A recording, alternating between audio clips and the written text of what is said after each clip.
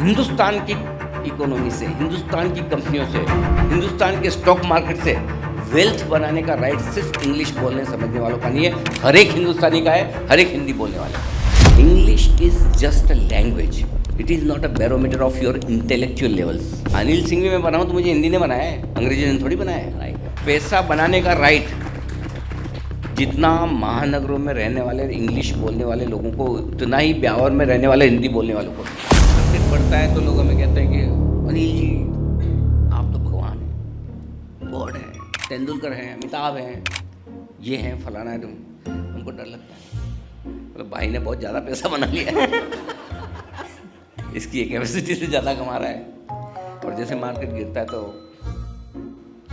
मरवा दिया, फंसवा दिया, ऑपरेटर से मिले हो, बस ले यही बोलो।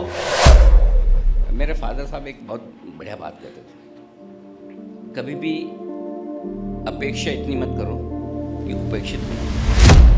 मैं और हमारी नेक्स्ट जनरेशन इक्विटी में इन्वेस्ट करके पैसा न बनाए, वेल्थ न बनाए, तो अपने आपके पोते पोती होंगे, जब वो पूछेंगे दादाजी आपके ज़माने में तो सारी सुविधाएं थी, आपको नॉलेज थी। मैं संस्कृत का प्रोफेसर बनना चाहता था, थोड़ा बड़ा हो तो मुझे लगा कि मुझे या तो एक गीतकार या संगीतकार बनना चाहिए। अगर शायद मैंने सीए नहीं किया होता तो मैं बिजनेस जर्नलिज्म में भी नहीं आता। प्लानिंग का काम एक ही किया लाइफ में अभी तक, सीए।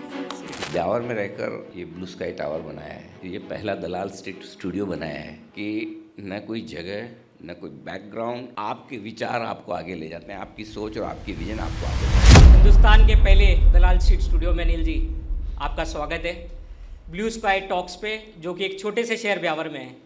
कैसा महसूस कर रहे हैं आप?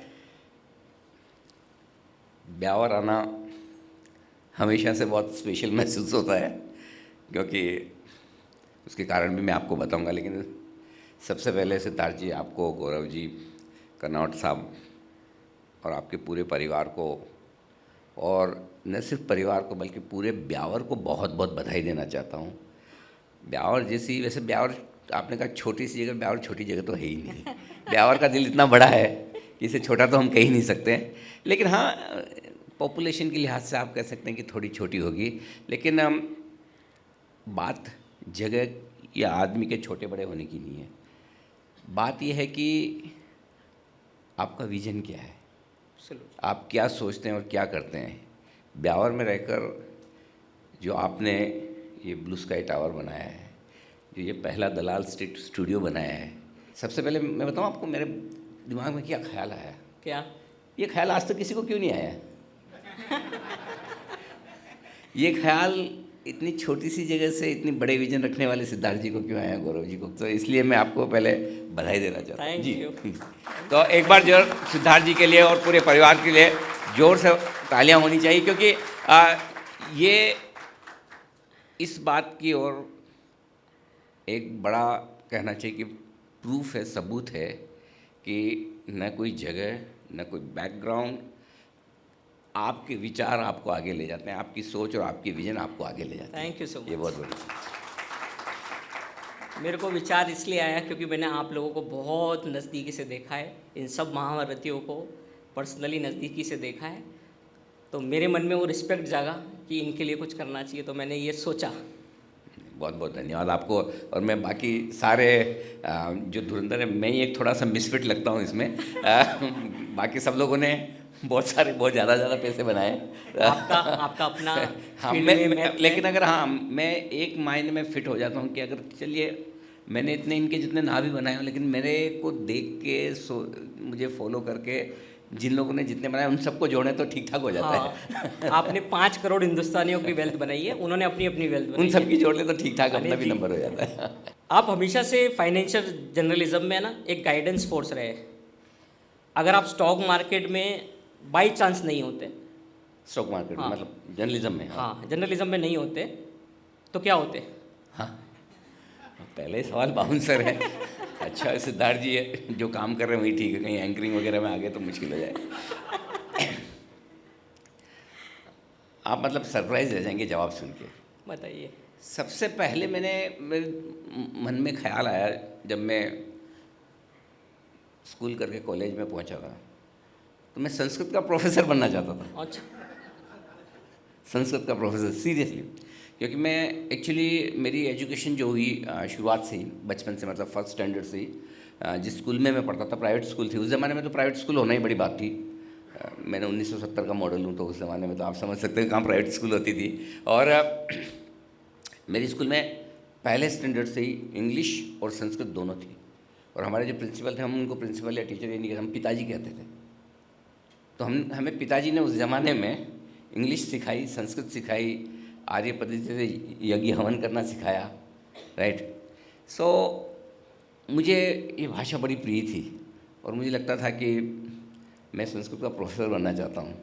तो वो ख्याल वहाँ से आया। उसके बाद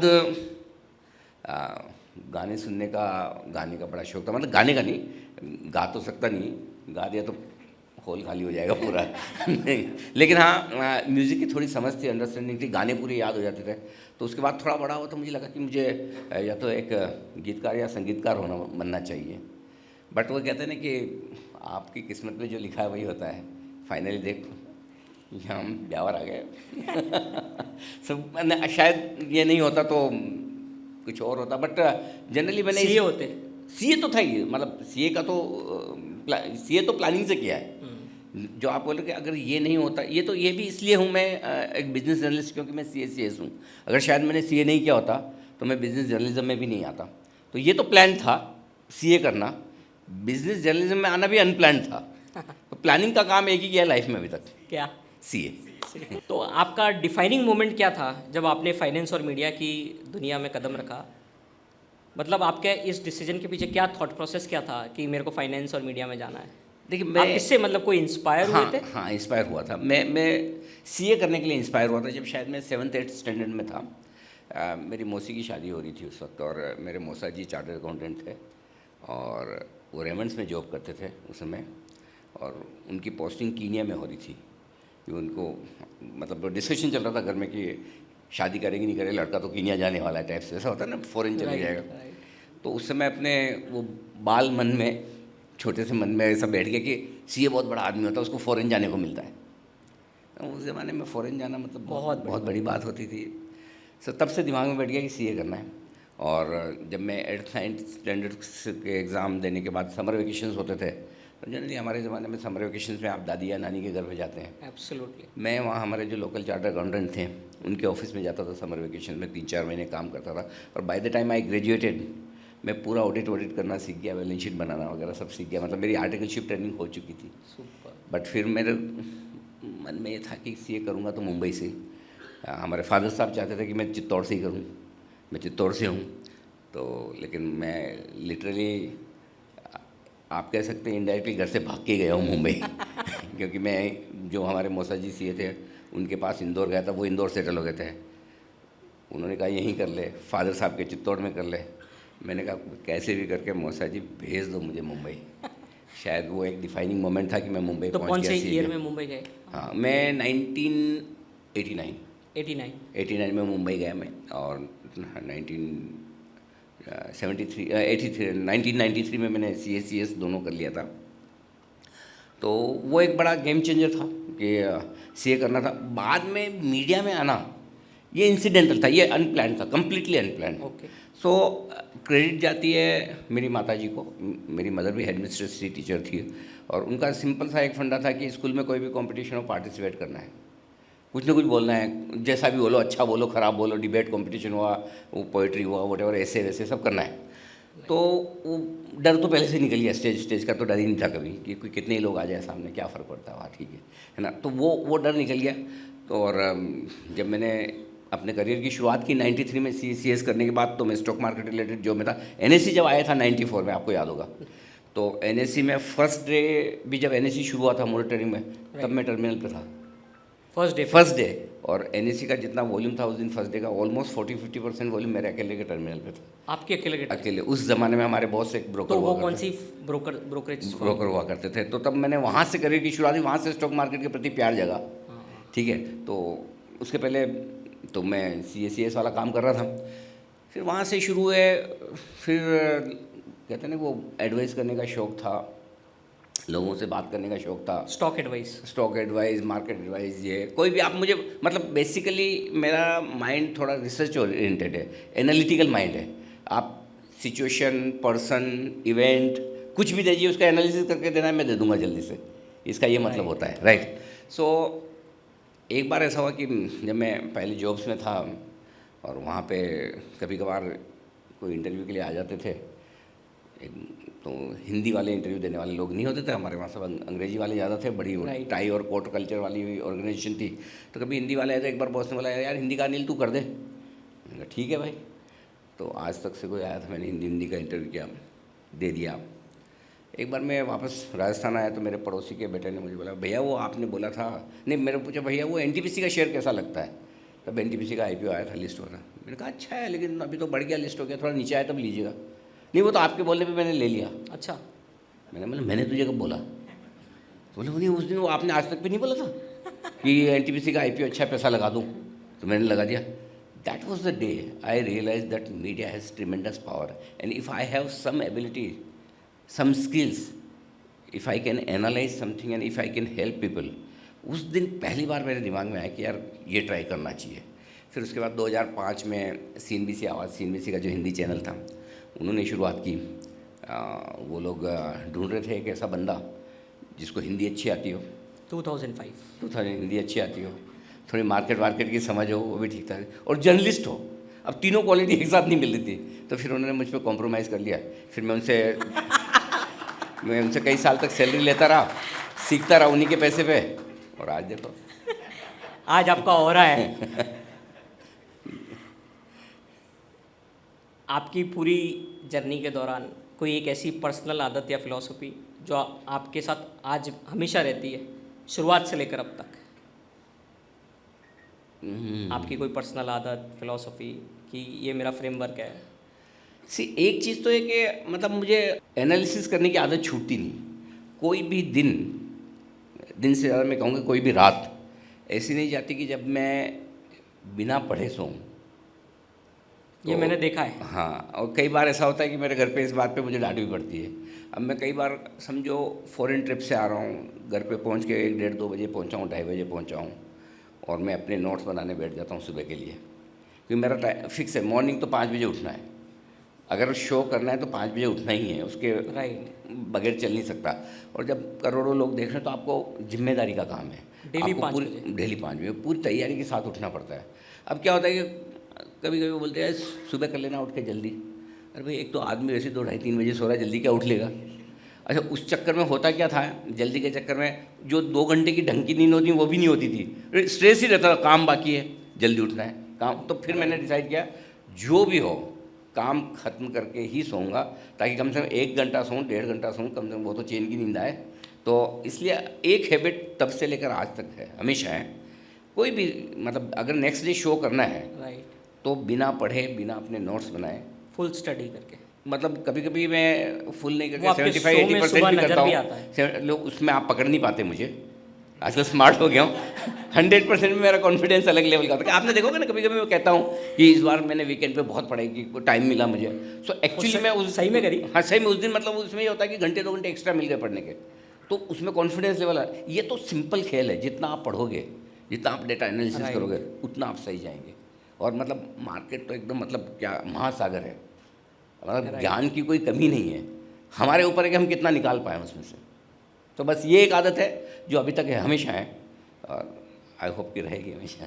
आपको लोग इतना फॉलो करते हैं, लाखों करोड़ों लोग को आपने इंस्पायर किया है, आपका कोई एक फादर फिगर है जिससे आप, कोई इन्वेस्टर्स, कोई कॉरपोरेट, या पुराना कोई एक्स, कोई लीडर, पॉलिटिकल लीडर? ऐसा मतलब इंस्पिरेशन भी क्या है कि अलग अलग जगह पे अलग अलग चीज़ों की इंस्पिरेशन होती है, तो आप किस चीज़ से किस चीज़ के लिए इंस्पायर होते हो।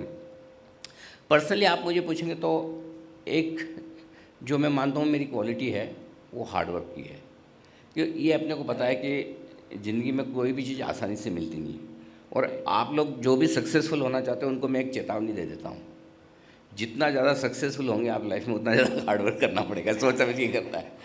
पहले सोचते थे तो 10th पास हो गया लाइफ पूल है, ग्रेजुएशन होगी बेटर है, CA कर लिया, आप तो ज़िंदगी में पीछे मुड़ के दिया। राइट। अब जितना काम सीए की पढ़ाई में था उससे ज़्यादा आजकल रोज करना पड़ता है। तो लाइफ में आप जितना ज़्यादा सक्सेसफुल होगे उतनी ज़्यादा हार्ड, क्योंकि है ना ऊपर पहुंचना वो हम आसान लाइव है। आज देख रहे हैं, आप सैटरडे संडे ब्यावर में बिताएंगे। ऊपर पहुंचना आसान है, टिके रहना मुश्किल है। टॉप पे कोई भी जा सकता है, राइट, आपने देखा होगा, लेकिन कितने लोग टॉप पे कितने लंबे समय तक टिके रह सकते हैं, रिटेन तो नहीं कर पाए। रिटेन कर, तो इसलिए हार्ड वर्क बहुत बहुत ज़रूरी है। वो मैंने मेरे फादर साहब से सीखा। हमारे फादर काम को हमेशा आगे और ऊपर रखते थे। डिसिप्लिन जो है मैंने मेरी माताजी से सीखा है, क्योंकि वो हम 5 भाई बहन थे। राइट, बड़ी फैमिली, वो टीचर थी, फादर बैंक मैनेजर थे, लेकिन उसके बावजूद उन्होंने जिस तरीके से परिवार को संभाला, समय से सारे काम करना। उसके बाद मेरी शादी के बाद वाइफ से पूरा सपोर्ट मिला मुझे, क्योंकि आज मैं सैटरडे संडे यहाँ हूँ उसमें तो जरूरी भाभी जी का सपोर्ट। ऑफिशियली परमिशन लेके आया हूँ भाई। ऐसा थोड़ी, ठीक है वो ब्यावर के नाम से आसानी से मिल जाती है, अलग बात है, लेकिन ये रहा सवाल एक्सटर्नल इंस्पिरेशन का, तो मैं ये कह सकता हूँ कि ऐसा एज एन आइडियल मैं किसी को ये कहूँ कि यही आइडियल है, मुझे यही ज़िंदगी जीनी है, ऐसा नहीं है। हर फील्ड में अलग अलग। मैं सिर्फ अनिल सिंघवी की ज़िंदगी जीना चाहता हूँ। I love my life, right, absolutely, well said, very well said. And I enjoy every moment of my life. जो काम में मुझे मजा नहीं आता मैं करता ही नहीं। वो आपकी एंकरिंग में भी नजर आता है। हाँ, मतलब क्या, देखिए कितना भी खराब बाजार हो आपका आज तक। सिद्धार्थ जी देखिए, अगर आप मुझे दुखी करना चाहें और कुछ ऐसा करें जिससे मैं दुखी हो गया, तो आप सक्सेसफुल हो गए। राइट, और अगर आपने कोशिश की मैं नहीं हुआ, तो सक्सेसफुल मैं आप हो गए। राइट। सो मार्केट ऊपर जाएगा नीचे जाएगा ये तो अपने हाथ में नहीं है, राइट। दुखी होना नहीं होना अपने हाथ में है ना। सो मैं न दुखी होता हूँ न दुखी होने देता हूँ। फिर भी ठीक है, कुछ कुछ लोग हो जाते हैं जिनके पैसे लगते हैं। बाकी जो पैसा लगाए बगैर शो देखे उसको तो ज़िंदगी में बहुत मज़ा आता है। तो आपका ये 26 साल का इतना एक्सपीरियंस रहा है। 36। हाँ Sorry. सर, 93, 36 तो नहीं, हाँ मतलब प्रोड्यूसर 25, साहब प्लीज करेक्ट। 93, हाँ 32 साल का आपका इतना 32 लॉन्ग ड्रॉन एक्सपीरियंस रहा है। तो ऐसे मोमेंट्स आए होंगे जहाँ लगा होगा कि सेटबैक है, डाउट है, लाइफ में क्या करना है। तो ऐसे टाइम पे आपने अपने माइंडसेट को, इमोशंस को कैसे हैंडल किया? हाँ, ये मतलब हम जैसे यंग लोगों के लिए भी बहुत सीखना ज़रूरी है। हाँ, एक चीज़ मेरे फादर साहब एक बहुत बढ़िया बात कहते थे, कभी भी अपेक्षा इतनी मत करो कि उपेक्षित होना पड़े। अपेक्षा इतनी मत करो कि उपेक्षित होना पड़े। अपेक्षित होना। कि आप किसी, मैं अगर आपसे मैं ब्यावर आया हूँ, मैं एक्सपेक्टेशन लगा के आऊँगा सिद्धार्थ जी मेरे लिए ये करेंगे वगैरह, सिद्धार्थ जी ढोल ही लेके आया, हाथ गाती तो लाए ही नहीं, है ना। मैं अगर बहुत एक्सपेक्टेशन लगा के आऊँगा आपके पास और थोड़ा भी कम हुआ तो मुझे ऐसा, और मैं सोचूंगा सिद्धार्थ जी आके पानी पूछेंगे, लेकिन आपने तो पानी की जगह नारियल पानी पिला दिया, तो मैं खुश हो जाऊँगा। तो अपनी एक्सपेक्टेशन हमेशा कम रखो, एक्सपेक्टेशन लो रखो। एक्सपेक्टेशन लो रखेंगे तो आप कभी ज़िंदगी में निराश नहीं होंगे। Well said. तो मैं हमेशा अपनी एक्सपेक्टेशन कम रखता हूँ किसी से भी, और इस वजह से जो कुछ एक्स्ट्रा मिलता है वो हम ईश्वर की कृपा समझते हैं। आपका सवाल क्या था इससे रिलेटेड जो आपने पूछा अभी, कि 26 साल का एक्सपीरियंस में कितने सेटबैक लगे होंगे? सेटबैक 36 साल में।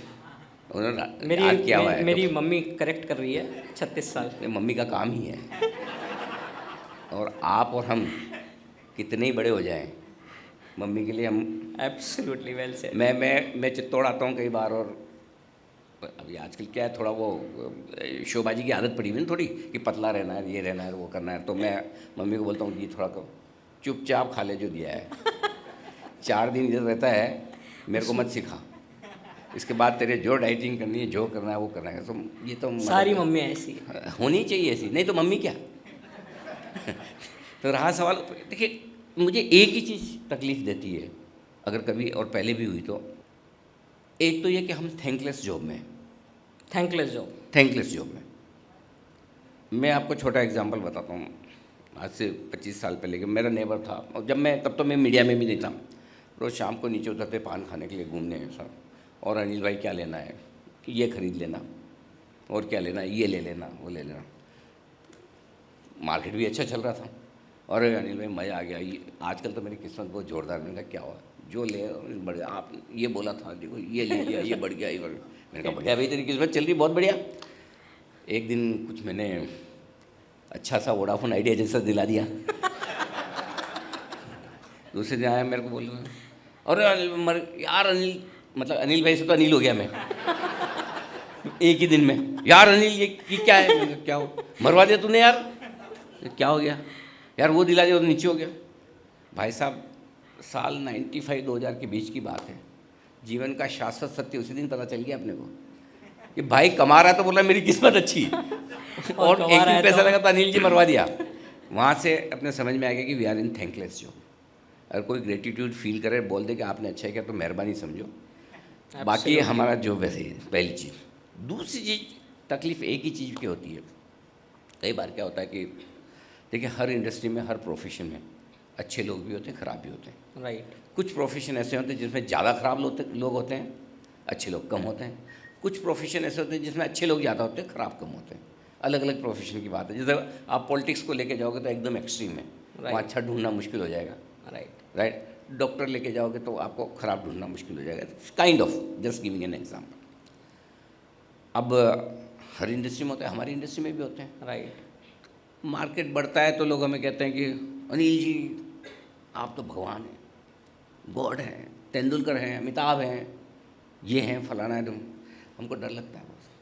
मतलब भाई ने बहुत ज़्यादा पैसा बना लिया है इसकी ये कैपेसिटी से ज़्यादा कमा रहा है।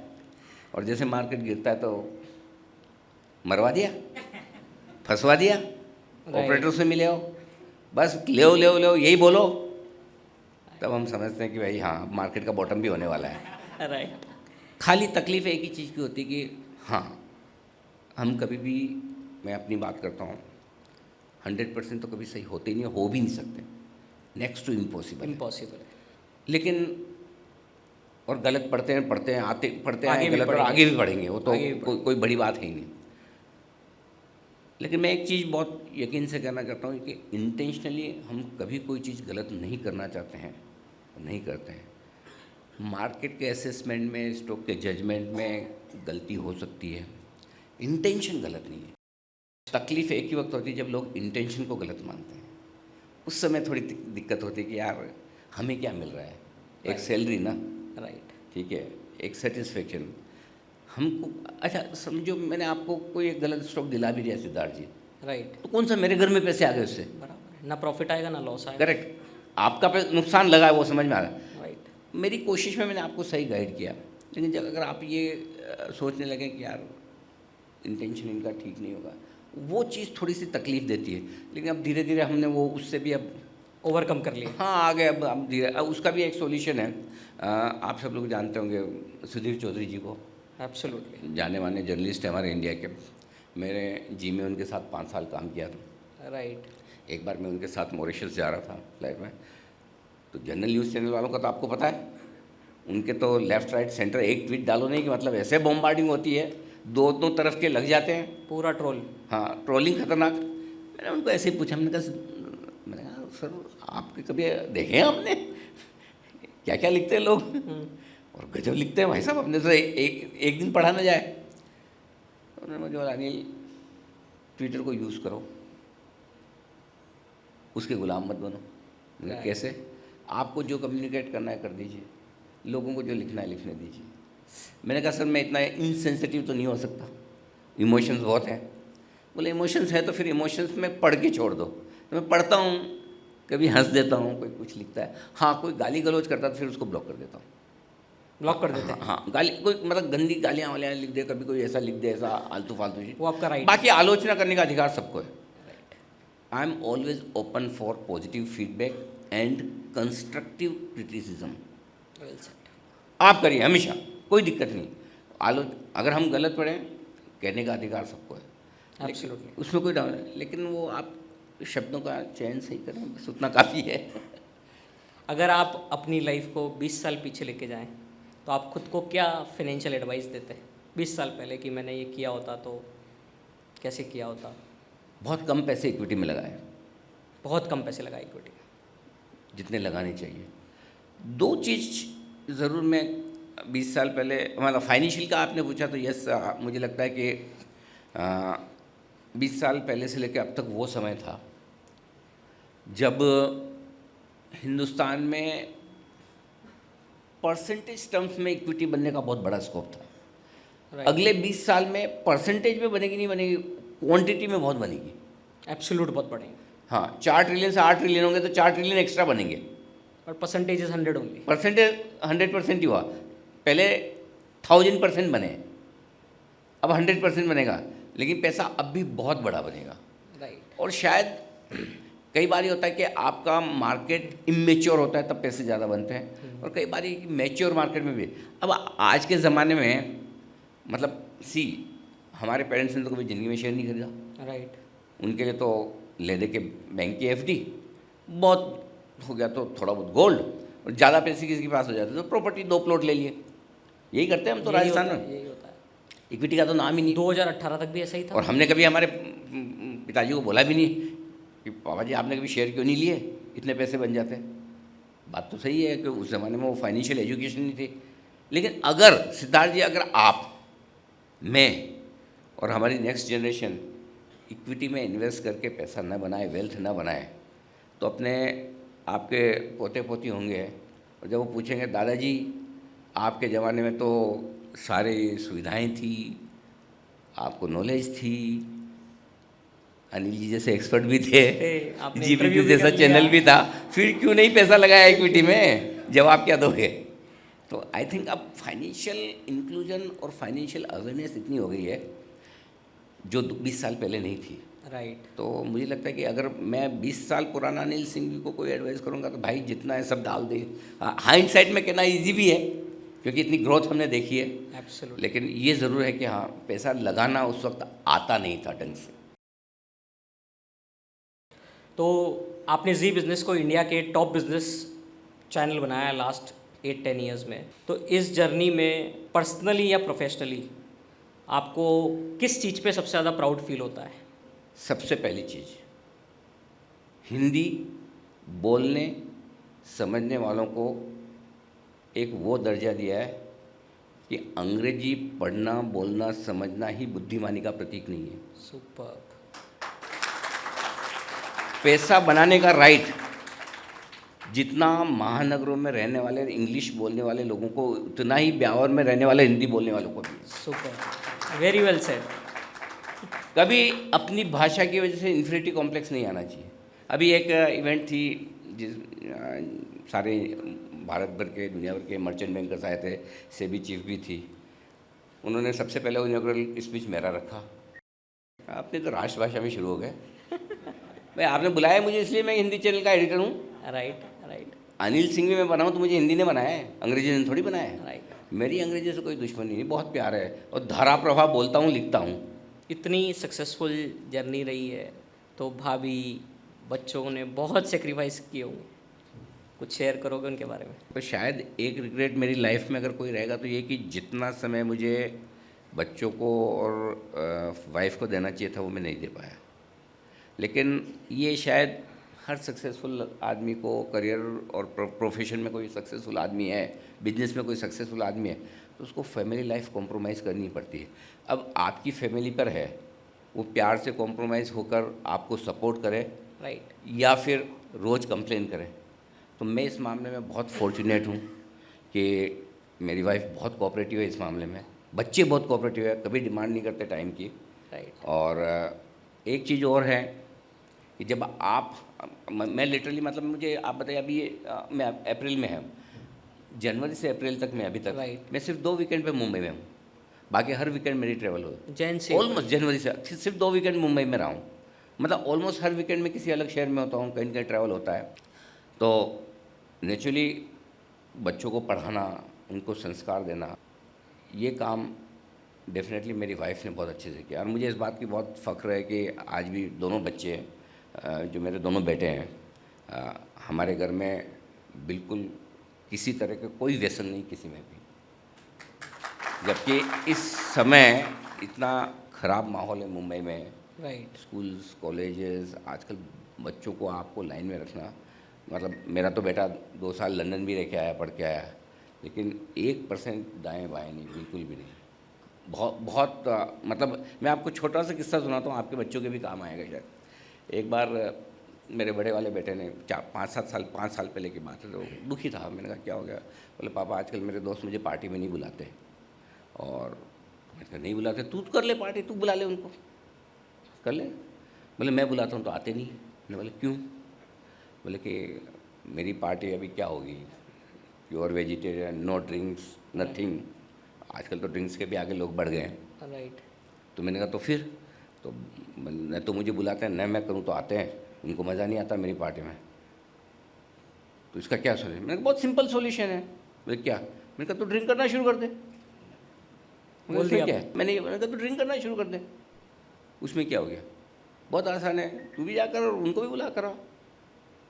नहीं नहीं नहीं, वो मुझे नहीं करना। मैंने कहा क्यों? मैं बोल रहा हूँ ना ना, नहीं मुझे नहीं करना। मैंने आर यू श्योर? 100% श्योर। मैंने कहा तो फिर कान खोल के सुन, जो दोस्त सिर्फ तुझे इसलिए पार्टी में नहीं बुलाते कि तू ड्रिंक नहीं करता है, इसलिए नहीं आते कि तू ड्रिंक नहीं रखता, वो दोस्त तेरे नहीं है। राइट। वो अल्कोहल के दोस्त हैं, राइट। वो शराब के दोस्त हैं। दोस्त वो है जो तुम्हें बदलने पे मजबूर करे, लेकिन अच्छी चीज़ों के लिए। राइट। अगर तू ड्रिंक करता है, तेरा दोस्त बोलता है कि तू बंद कर, तो वो तेरा सच्चा दोस्त है। नहीं करता है, बोल कर, तो तेरा वो दिन है, आज का दिन, उसकी लाइफ सॉर्टेड है। Is very happy.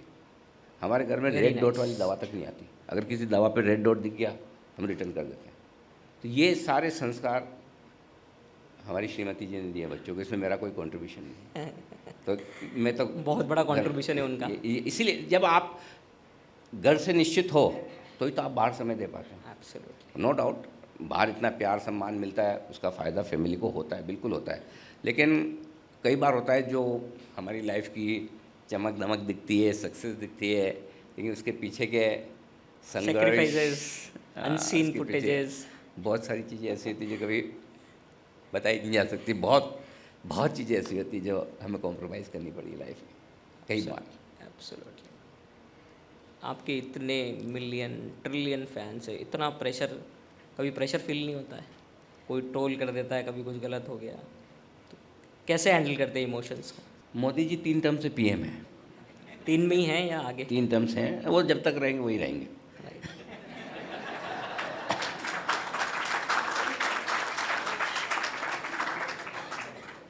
Modi ji तक 42% प्रोड्यूसर साहब ये रील पहुंचा देना। 40-42% वोट मिले उनको। 60% लोग अब भी उनको वोट नहीं देते। वो दुखी हैं क्या? नहीं, सॉलिड रेशियो है लाइफ को इजी हमें बनाने क्यों के लिए। ये गलत फहमी होनी चाहिए कि सब लोग हमें पसंद करें? क्यों? राइट। जब तक ताली बजाने वाले गाली देने वालों से ज़्यादा है तब तक कोई दिक्कत नहीं। Simple formula. हाँ, ये पार्ट ऑफ लाइफ है। ताली और गाली साथ में मिलेगी। धोनी साहब 43-44 साल के हो गए, 9th ऑर्डर पे क्यों आते हैं? एक दिन 9th ऑर्डर पे आए, 44 साल की ऐसी तैसी हो गई, राइट। है ना? क्या एक इनिंग से, एक डिसीजन से धोनी नहीं है? एक हमने वोडाफोन आइडिया या कोई ऐसा स्टॉक बोल दिया तो क्या हम अनिल सिंह भी नहीं रहेंगे? राइट। और जिस किसी को एक कॉल से डिसाइड करना है कि अनिल सिंह भी बेकार है, वो जल्दी से करे, वो लेट ना करे, राइट। ताकि वो भी सॉर्टेड, हम भी सॉर्टेड। राइट। राइट। सो हम आजकल मैं बहुत आसानी से लेता हूँ चीज़ें ये लाइफ में, राइट। कोई फ़र्क नहीं पड़ता मुझे। अगर कोई नहीं पसंद करता, ये उसका राइट है। मुझे क्यों किसी को ज़बरदस्ती सबको मुझे पसंद करना ही चाहिए? ऐसा क्यों भाई? क्यों? और मेरी सारी क्वालिटी मेरी फैमिली भी पसंद नहीं करती, कोई नहीं करता। मेरे बच्चों को भी सारी चीज़ नहीं पसंद आती होगी, मेरे दोस्तों को नहीं आती होगी, मुझे उनकी नहीं आती। पैकेज देखो यार, ओवरऑल पैकेज ठीक है, चल रहा है काम, तो ओवरऑल ठीक चल रहा है, जब तक चल रहा है, जब तक लोग पसंद सी। अच्छी बात हमारे प्रोफेशन में यही है कि हमें कब रिटायर होना है ये हमें तय करना है। बाल सफ़ेद हो जाएंगे, गंजे हो जाएंगे, तब तक भी हम काम कर सकते हैं। राइट। ऐसा तो है नहीं कि हमें एक्टिंग करनी है, हीरो बनना है, पेड़ों के आगे पीछे हीरोइन के साथ नाचना गाना है, कि हमें यंग रहना ज़रूरी है। क्या पता जितने ज़्यादा बुजुर्ग दिखने लगे उतना लोग सीरियसली ले, यार बहुत अनुभव है इस आदमी को, इसकी सुनो। तो जो हो रहा है बढ़िया हो रहा है। मैंने आज तक ज़िंदगी में मैंने कभी बाल डाई नहीं करवाए। दिख भी रहे। हाँ, जो है ये है, ओरिजिनल यही है। मैं कभी कोशिश नहीं करता हूँ कि ऐसा दिखना चाहिए वैसा दिखना चाहिए, जो है ये है, एक्सेप्ट करो नहीं करो आपकी मर्जी। मतलब अच्छा आज चलो आप बदल भी लो आप किसी के लिए, तो भी सब लोग खुश नहीं होंगे। राइट। देखो लाइफ में सीधा साधा रहना सबसे मुश्किल काम है। एब्सोल्युटली। मतलब आप किसको धोखा देना चाहते हो बदल के? सबसे पहले तो आप अपने आप को ही धोखा दे रहे हो। मैं जब शो करता हूँ, मैं ऑन एयर हूँ या ऑफ एयर हूँ, मैं ओरिजिनल हूँ। मेरे लिए आर्टिफिशियल इंटेलिजेंस का मतलब एक ही है, अनिल्स इंटेलिजेंस। वो भी एआई है, अपना भी एआई है, तो अपने अपनी एआई पे चलते हैं, बाकी छोड़ दीजिए। अनिल जी, एक सीरियस सवाल, आज के इतने यंग लोग स्टॉक मार्केट में हैं और जब वॉलेटिलिटी होती है तो क्यों फाइनेंशियल डिसिप्लिन नहीं रख पाते हैं? हाँ, तो क्या गलत है उसमें? आपको कौन सा आ गया था, मुझे कौन सा आ गया था? जिंदगी में अगर सारा ज्ञान किताबें पढ़ के मिल जाता तो हर जगह लाइब्रेरी होती ना। राइट। स्कूल नहीं होते, कॉलेज नहीं होते, टीचर नहीं होते, प्रोफेसर नहीं होते। सीख के मिलता है। नॉलेज और ज्ञान में एक बड़ा फ़र्क है। क्या? एक्सपीरियंस का। ज्ञान में एक्सपीरियंस होता है और एक्सपीरियंस कहीं मिलता नहीं, खुद को लेना होता है। तो अगर आज की नई जनरेशन पेशेंस नहीं रखती, नुकसान करती है, दुखी हो जाती है, मार्केट छोड़ के भाग जाती है, तो कुछ भी गलत नहीं कर रही। राइट। क्योंकि ये कुछ चीज़ें जो एक्सपीरियंस से आएगी वो एक्सपीरियंस से ही आएगी, आपके मेरे बोलने से नहीं आएगी, और हमने भी वैसे ही सीखी है। राइट। हम कौन सा पहले दिन से हमें इतना ज्ञान हो गया था कि भाई मार्केट गिर जाए कुछ नहीं। मैं बोलता हूँ ना कई बार, इंसान हो या निफ्टी, जाना अंत में ऊपर ही है। राइट। Right, correct. लेकिन ये मुझे भी कब पता चला? 50 साल की उम्र के बाद पता चला, इंसान हो या निफ्टी अंत में जाएगा ऊपर ही। राइट। सो हमें एक चीज़ में बहुत बहुत बहुत ऑनेस्टली सारे पेरेंट्स को भी कहना चाहता हूँ। पहली चीज़ तो हमारी जनरेशन की सबसे बड़ी प्रॉब्लम, कर्नाटक साहब आप इसको एग्री करेंगे, मेरी लाइफ की सबसे बड़ी प्रॉब्लम क्या है? मेरे पिताजी और मेरे बच्चे दोनों के एक बहुत स्ट्रॉन्ग ओपिनियन है मेरे बारे में। इनको कुछ नहीं आता। यहाँ पे ज़्यादा करके पेरेंट्स ही बैठे और हम ही बच्चे हैं। सबकी प्रॉब्लम है लाइफ में, सबके बच्चे भी ये समझते हैं, सबके बाप भी ये समझते हैं, इसको कुछ नहीं आता। ये जो थॉट प्रोसेस है, अच्छा हर बाप ये बोलेगा इन्होंने क्या है, इनको तो बहुत आराम है लाइफ में। हमारे ज़माने में देखो, हैं?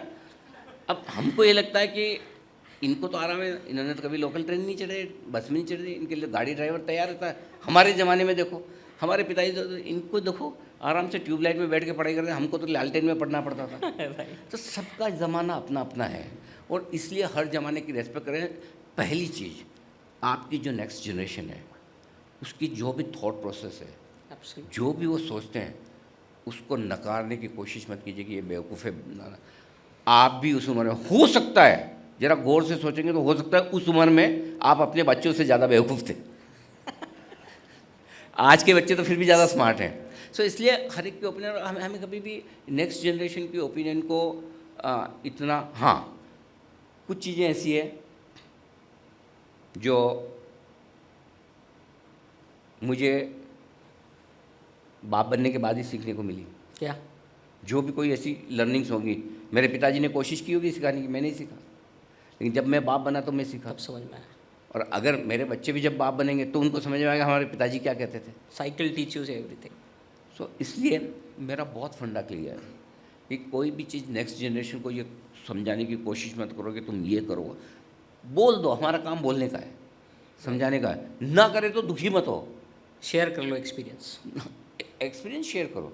Best combination is experience of last generation and energy of new generation. अगर इन दो चीज़ों का समागम, experience of last generation, experience of last generation, Karnavat साहब का एक्सपीरियंस और आपकी एनर्जी, अगर ये दो मिल जाए तो ब्लू स्काई टावर खड़ा होता है। अभी स्टॉक मार्केट इतना अनप्रिडिक्टेबल है, कल 2200 पॉइंट डाउ जोन्स भी डाउन था, तो ऐसा कौन सा प्रिंसिपल है जो आपको हमेशा आपके लिए काम किया है वॉलेटाइल मार्केट में, अनप्रिडिक्टेबल स्टॉक मार्केट में?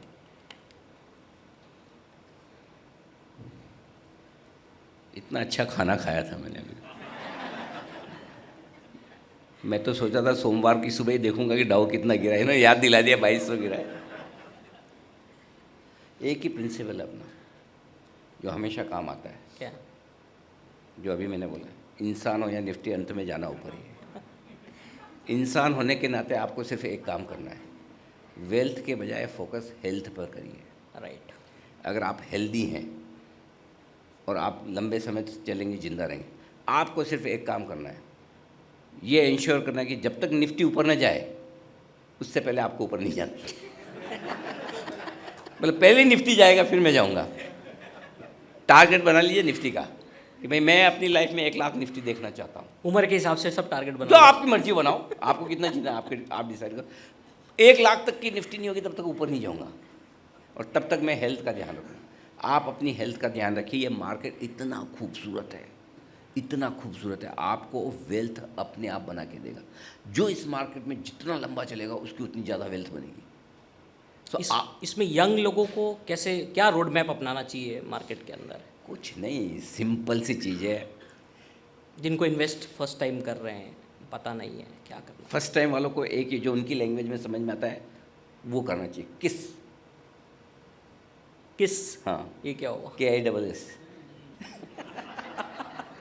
Keep it simple stupid. Keep it simple stupid. हाँ, बेवकूफ़ लोगों, ज़िंदगी को आसान रखो। कुछ नहीं करना है, सिंपल है। आपको एक अच्छा पोर्टफोलियो बनाकर या अच्छे म्यूचुअल फंड की स्कीम में पैसा लगाकर छोड़ देना है, बस इतना ही करना है। सिंपल काम करना है। रोज देखना ही नहीं है। रोज देखो, शो देखो, शो देखो। हाँ हाँ क्या कहिए, आप अपना TRP नहीं छोड़ते हो। सिद्धार्थ जी क्या कर रहे हो मेरे?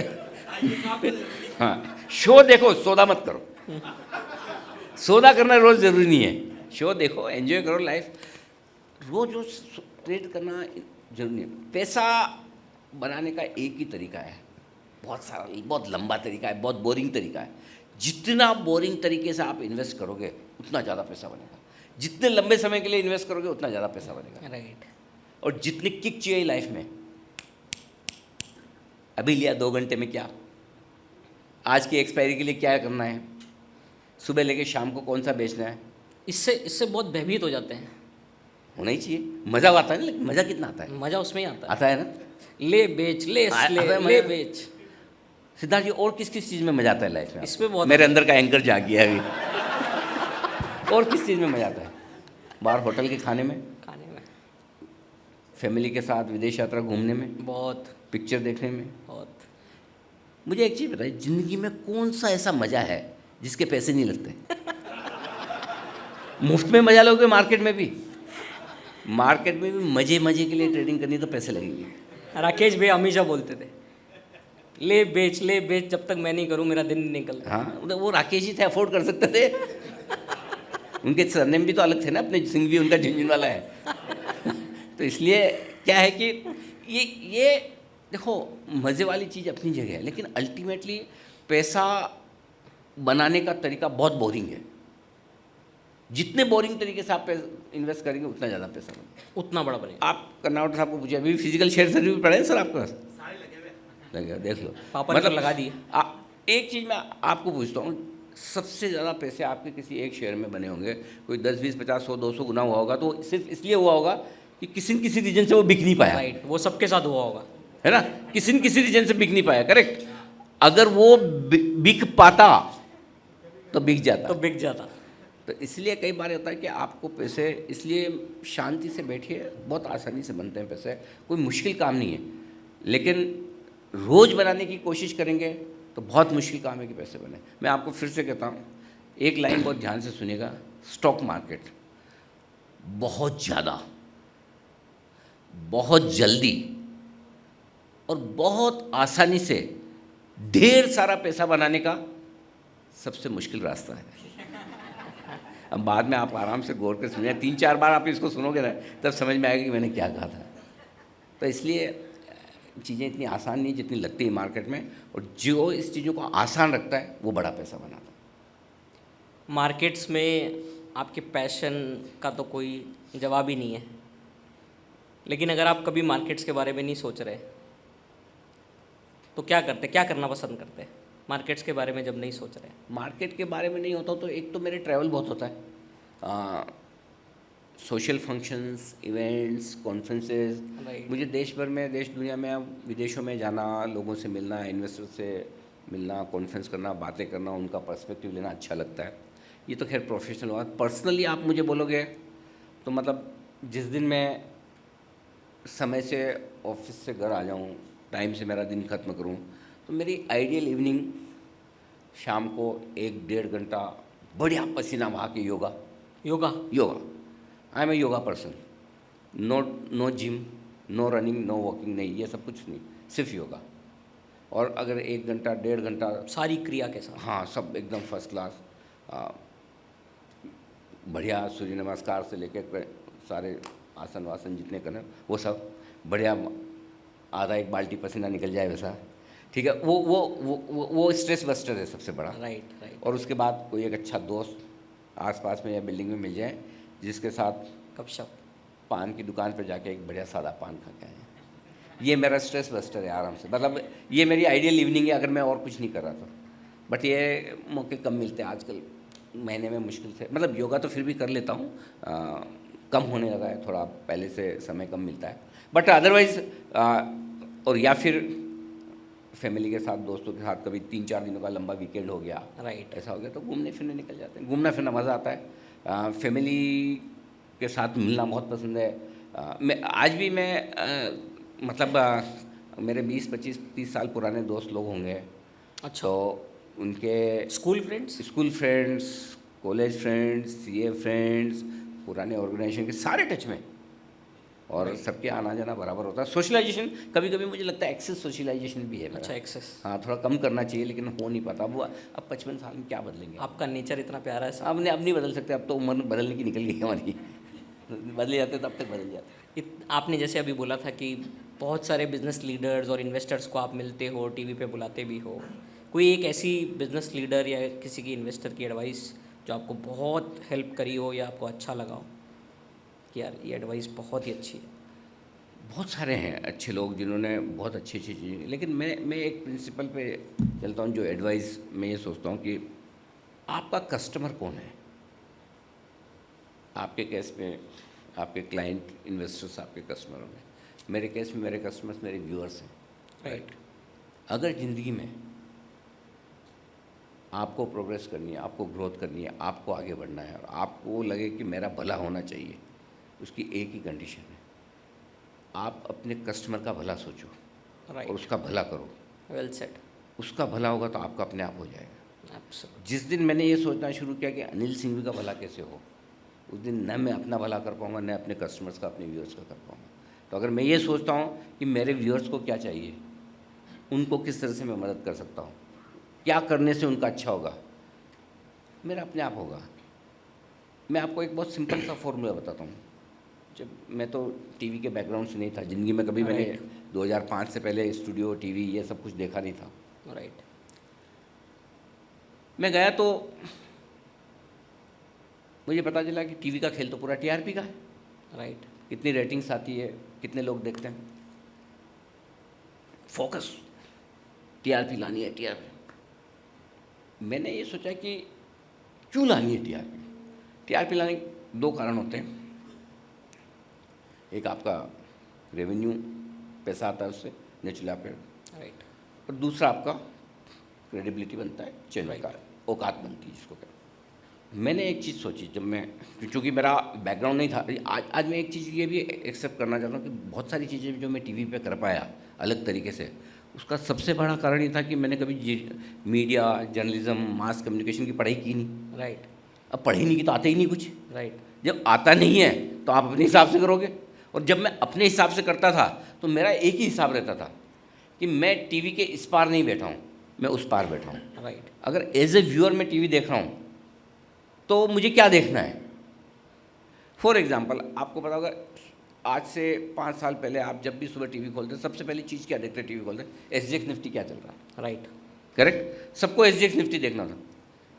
अब जब हर आदमी को सुबह 6 बजे 7 बजे एसजीएक्स निफ्टी देखना है, अब वो नीचे कोने में उधर जाकर ढूंढता था आया आया आया आया, अभी नहीं आया, अब आएगा अब आएगा। वो पट्टी में ढूंढना पड़ रहा पट्टी में ढूंढना पड़ता। मैंने सिर्फ एक छोटा सा बदलाव किया, कुछ नहीं, ऊपर चिपका दो SGX निफ्टी, जैसे टीवी ऑन करे SGX निफ्टी। Right. एक चीज़ ने मेरी इतनी सारी TRP बदल दी। अब हर आदमी को पता यार जी बिजनेस खोल दो, SGX निफ्टी तुरंत दिख जाएगा। राइट, छोटी सी बात थी। छोटी सी बात है, कैसे आया दिमाग में? क्योंकि मैं इधर नहीं, इधर बैठ के देख रहा हूँ, एज ए व्यूअर मैं देख रहा हूँ मुझे क्या चाहिए। Right right. सो मैं हमेशा अपनी प्रोग्रामिंग व्यूअर के तरीके से करता, और जब व्यूअर के तरीके से मैं प्रोग्रामिंग करता हूँ तो मेरी प्रोग्रामिंग बिल्कुल अलग होती है, और इसीलिए लोग उसको पसंद करने लगे। और वहाँ से चले तो मेरा फंडा बहुत क्लियर है कि आप अपने व्यूअर का भला करने की सोचेंगे, आपका भला अपने आप हो जाएगा।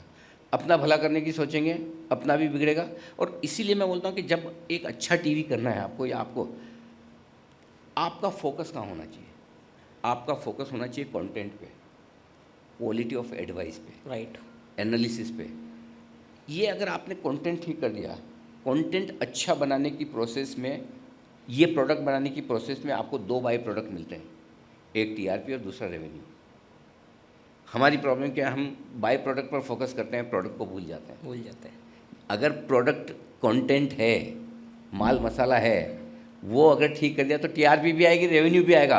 और मुझे आपको बताते हुए खुशी है कि इस वक्त हमारा monthly highest ever revenue clock कर रहे हैं। सुपर। 8 से 11 की हमारी जो मूवी है ना, एब्सोल्युटली। उसका टिकट नहीं लगता और उसमें कुछ ना कुछ मिलता है, आपको पैसे देके नहीं आने वाले। Yes yes, totally agree on this. Last में एक सवाल, कैसे आप चाहते हैं लोग अनिल सिंघवी को याद रखें?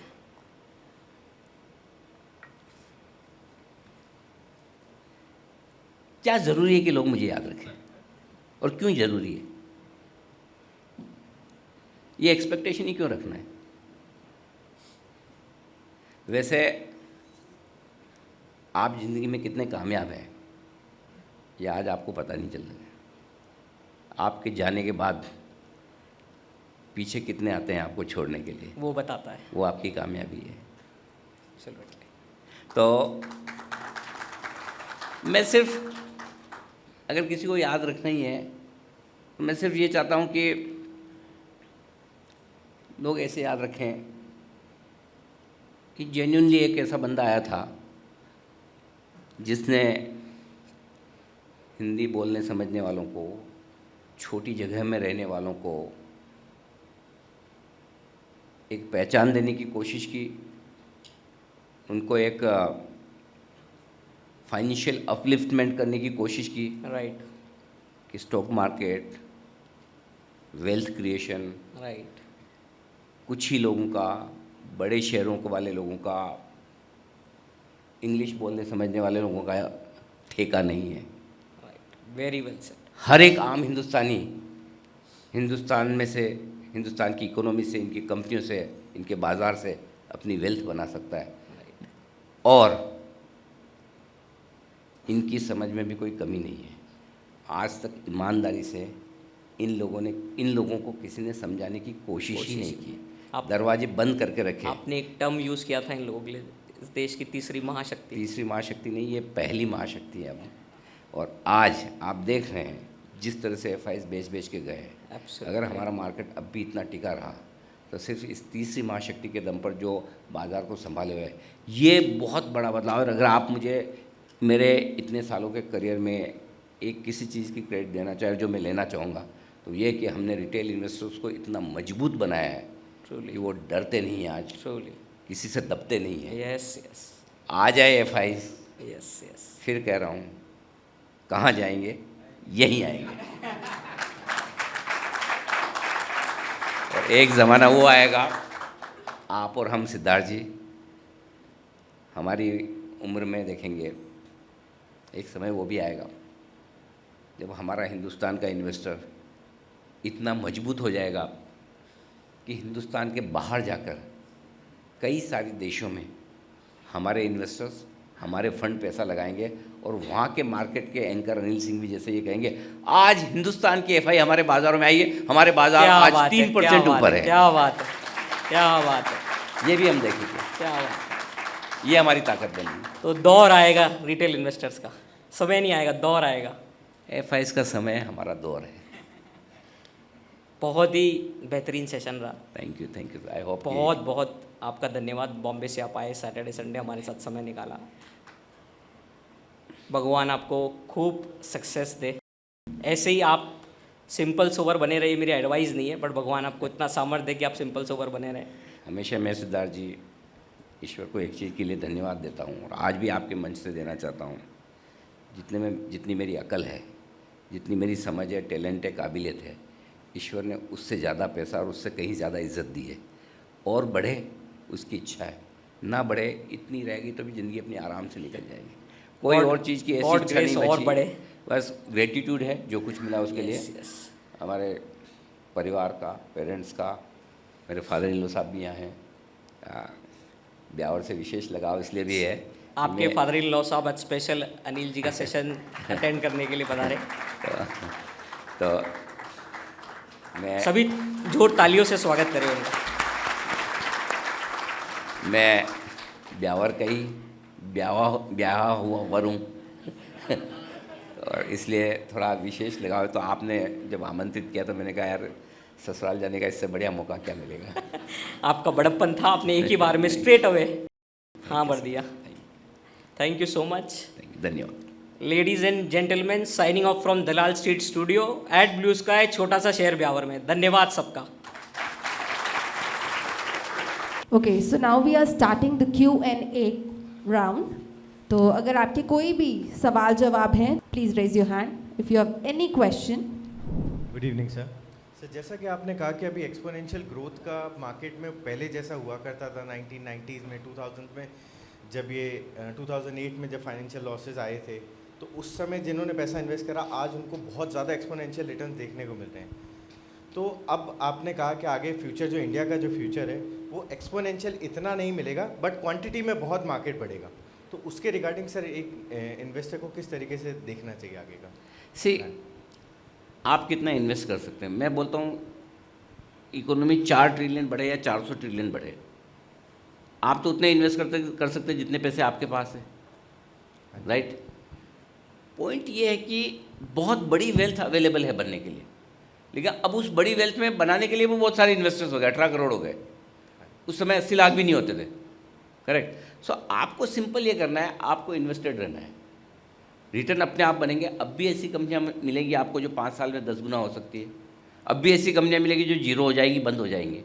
आपको सेंसिबली इन्वेस्ट करना है। और आप में से कितने लोग मानते हैं कि हिंदुस्तान के जो पिछले 75 साल रहे हैं आज़ादी के बाद, आगे आने वाले 25, 50 या 75 साल उससे बेहतर होंगे, ऐसा मानने वाले कितने लोग हैं? लगभग सारे होंगे, करेक्ट? तो जब हमने जो समय पीछे देखा उससे बढ़िया समय आगे आने वाला है, तो फिर वेल्थ तो इससे ज़्यादा ही बनेगी। सो पॉइंट सिंपल है, इन्वेस्टेड रहिए, अच्छे फंड्स में डाल दीजिए, अच्छा पोर्टफोलियो बना दीजिए और शांति से बैठिए, उछल कूद मत करिए। प्रॉब्लम क्या है, हमें सबको ना पैसा रोज़ चाहिए, जल्दी चाहिए, और हमारे खरीदने के बाद शेयर नीचे न जाए, बेचने के बाद ऊपर न जाए। ब्यावर में किस किस की है ये समस्या कि बेचने के बाद तुरंत बढ़ जाता है, खरीदने के बाद तुरंत घट जाता है? क्या बात है, सबकी? हाथ नहीं खड़ा कर रहे। ऐसे लोग हो आप। मैं आपको बता दूं, अगर ये आपकी समस्या है तो ये समस्या नहीं है, आप बहुत अच्छे इन्वेस्टर हैं। मुझे पता आपको अपने आप पे यकीन नहीं हो रहा लेकिन मैं कह रहा हूँ मेरी बात का भी तो कुछ वैल्यू करो। जब कभी भी आपका मन करे कि शेयर खरीदना है, वो थॉट प्रोसेस को बिल्कुल बदलो मत। या जब कभी आपका मन करे कि शेयर बेचना है, वो थॉट प्रोसेस को बदलो मत। सिर्फ बदलो एक चीज़, अपना एक्शन। जब लेने का मन करे तो बेच दो, बेचने का मन करे उल्टा करके देख लो, शायद ज़्यादा बढ़िया रिजल्ट आए उससे। प्रॉब्लम यह है ना कि हमको, आपको, सबको पता है कि आज पैसा लगाएंगे 3 साल बाद पक्का पोर्टफोलियो ऊपर में हो सकता है 10%, 20% मार्केट नीचे चले जाए, लेकिन ये पता है कि आगे 50% ऊपर मिलेगा, 100% ऊपर मिलेगा। हमारी पूरी ज़िंदगी एक ही काम में निकल रही है, क्या? जो हमें नहीं आता, और जो हमें आता वो हम करना नहीं चाहते। करना नहीं चाहिए। हमें क्या नहीं आता? टॉप में बेचना और बॉटम में खरीदना। और पूरी उसी की प्रैक्टिस कर रहे हैं। एकदम मुझे 26,000 में ही बेचना है और एकदम बॉटम में बनेगा तभी लेना है। और जो हमें आता है कि भाई शांति से पैसा डाल के बैठ जाओ। आप में से कितने लोगों ने गोल्ड में पैसा तोड़ा हुआ है? एक आदमी नहीं मिलेगा ब्यावर में। कितने लोगों ने प्रॉपर्टी में पैसा तोड़ा हुआ है? एक आदमी नहीं मिलेगा। क्यों? क्या गोल्ड के दाम कभी आपके लेने के बाद नीचे नहीं हुए? बहुत बार। प्रॉपर्टी के दाम ऐसे नहीं है कि कई कई सालों तक नहीं बढ़े होंगे। बराबर। वहाँ तो आप नुकसान नहीं करते। क्यों? पड़ी है घर में ये बोल। गोल्ड तो बेच ही नहीं पाते। बेच के दिखाओ घर से, खाना पीना बंद हो जाएगा। प्रॉपर्टी बेचने जाओ, पूरे ब्यावर में मार्केट में हल्ला हो जाएगा, भाई ये प्लॉट बेच रहे हो, कहीं हुई हो क्या? कहीं तकलीफ है, कहीं संबंध करो तो ध्यान रखिए। नहीं तो आप बेच नहीं पाते चाहे तो। राइट। और यही आपका plot as a share list हो जाए और स्क्रीन पर हर वक्त भाव आने लगे, तुरंत बिक जाए, तुरंत बिक जाएगा, है ना। सो कई बार क्या होता है कि ज़्यादा ट्रांसपेरेंसी, ये भी खराब काम है। सो पॉइंट सिंपल ये है कि आप शांति से, सबको पता है कि हम लॉन्ग टर्म में पैसा लगाकर बैठे रहेंगे तो पैसा बनेगा, लेकिन प्रॉब्लम ये है कि हमको टाइमिंग करने की आदत इतनी गंदी पड़ी है कि बॉटम में ही लेना है, टॉप में ही बेचना है, जो इम्पॉसिबल है। जो चीज़ नहीं हो सकती, जो नहीं कर सकते हैं, उसकी तरफ तो लगे हुए हैं। अभी आप नमानी साहब की फ़ोटो लगी हुई है, राइट। उनसे बड़े आज की तारीख में हिंदुस्तान में कोई इन्वेस्टर नहीं है। आप उनके साथ 10 मिनट समय बिता दें तो आपको समझ में आएगा कि वो आदमी क्या है। उनका पोर्टफोलियो इस वक्त ज़्यादा नहीं, 18% नीचे इस मार्केट में, जब वो सबसे बेस्ट इन्वेस्टर हम हिंदुस्तान के हैं। सो मार्केट बेरहम है, सबके साथ गिरता है, सबका गिरता है, बढ़ता है, सबका बढ़ता है। तो इसलिए take it as a pinch of salt, try to be a long term investor, stay invested rather than timing the market every time, which is almost impossible for everyone. 2 महीने पहले रमेश दमानी जी को मिला था। मैंने उनको पूछा, सर आप में इतना पेशेंस कैसे आता है स्टॉक्स होल्ड करने का ओवर द ईयर्स? बोले सिद्धार्थ, एक ही फंडा है, अपने खर्चे कम रखो, अपने आप वो कैपेसिटी आ जाएगी स्टॉक्स को होल्ड करने की।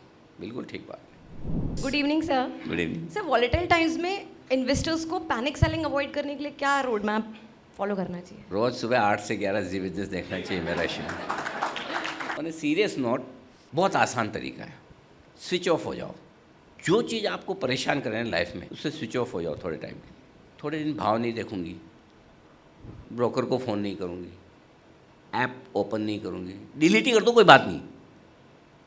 अनिल जी का शो भी नहीं देखूंगी, सही बात है। कनेक्शन कटवा दो टीवी का, कोई दिक्कत नहीं है।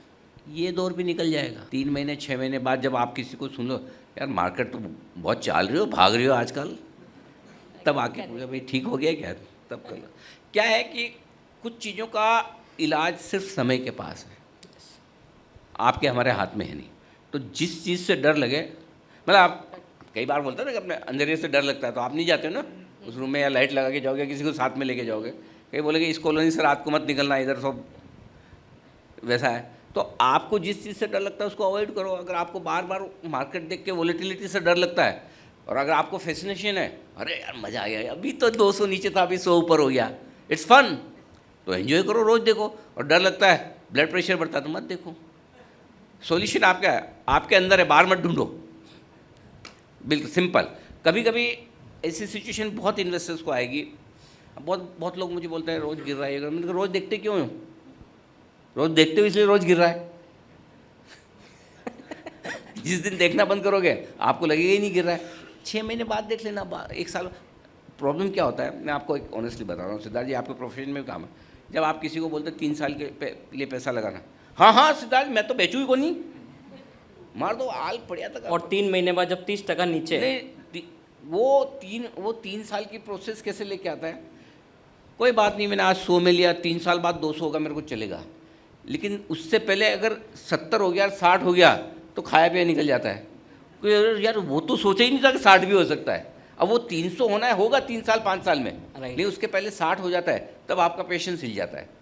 सो जब आप ये सोचते हो कि मैं 3 साल के लिए पैसा लगा रहा हूँ, तो 3 साल की जो आपकी जर्नी है स्टॉक की, वो ऐसे स्ट्रेट नहीं होने वाली है। यस, वो वोलेटाइल रहेगी, और उसके लिए आपको तैयार रहना है। और अगर उसकी आपकी तैयारी है, ये मार्केट उन्हीं लोगों को पैसा देता है। वो कहते हैं कि this market is process where money is moved from impatient traders To to patient investors. Investors. ध्यान से सुनिए, जो इम्पेशेंट ट्रेडर्स है, जिनको धैर्य नहीं है, ट्रेडिंग करनी है, उन लोगों का पैसा पेशेंट इन्वेस्टर जो जिनको धैर्य से धैर्य है। बैठ के इन्वेस्ट कर रहे हैं उनके जीरो सम गेम है। एक आदमी खरीद रहा है, एक बेच रहा है, किसी का नुकसान किसी का फायदा, वो पैसा उधर शिफ्ट हो रहा है। आपको किस तरफ होना है? Absolutely. कल आपका आज से बेहतर होगा। अगर ये पॉजिटिविटी है तो ही मार्केट में पैसा होगा। Absolutely. Very well said.